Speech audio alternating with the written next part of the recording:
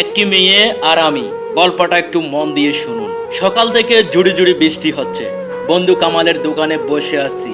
কামালের মস্ত বড় দোকানে সে ছেলেবেলের ব্যস্ত। আমি যে দোকানে বসে আছি সেটা সে জানে নাকি এখন সেটা নিয়ে সন্দেহ হচ্ছে। আমি বিরক্ত হচ্ছি। ওর দোকানে আজ প্রথম না, প্রতিদিনে এই দোকানে আড্ডা দেই। পত্রিকা পড়ছিলাম। এই মুহূর্তে একজন মেয়ে সম্ভবত কলেজে পড়াশোনা করে কামালের সাথে তার ফিসির সমস্যা কতদূর সরানো হলো জানতে চাইল। বুঝলাম তিনি তার কম্পিউটার ঠিক করাতে এসেছেন। কামাল 2 ঘন্টার সময় লাগবে বলে দিলেন। চা খাচ্ছিলাম আর কামালের সাথে টুকটাক কথা বলছি। আমি জিজ্ঞেস করলাম, মেয়েটা তোর কাস্টমার নাকি? হ্যাঁ, আমার বোনের বান্ধবী। কি করে পড়াশোনা করে? এবার অনার্সে ভর্তি হয়েছে ঢাকা কলেজে। বললাম, দোস্ত সিঙ্গেল নাকি? জানিস কোন নাম্বারটা থাকলে দে। আমার জানা ছিল কাস্টমারের নাম্বার তার কাছে আছে। কামাল বলল, সিঙ্গেলই, কিন্তু তোকে নাম্বার দেব না। অনেক তেল মালিশ করে নাম্বারটা নিলাম। প্ল্যান 2 দিন পর 12টায় ফোন দেব।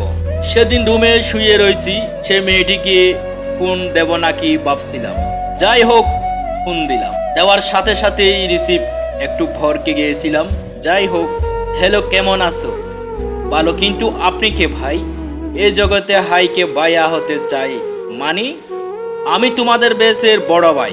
তোমার নাম সুমি। তুমি নিউ কামার তাই না? জি ভাইয়া। আবার ভাইয়া? ও সরি। কি করো? ঘুমানোর চেষ্টা করছিলাম। গান টান পারো? এখন একটা গান শোনাতে হবে। গান গাও। আমি তো গান পারি না। তাহলে কি পারো? প্রেম করতে পারো? বয়ফ্রেন্ড আছে? না। ও মেয়ের সাথে এখন আমার গভীর প্রণয়। কি করে শুরু হলো, কি করে চলছে, ভাবতেও অবাক লাগে।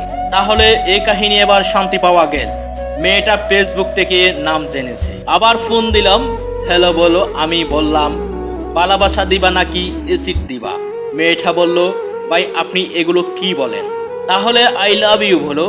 যাক বাধ্য হয়ে বলল। এরপর অনেক দিন চলে গেল, আর কথা হলো না। গল্পটা অনেক বেশি লম্বা, তাই এতটুকু বলছি।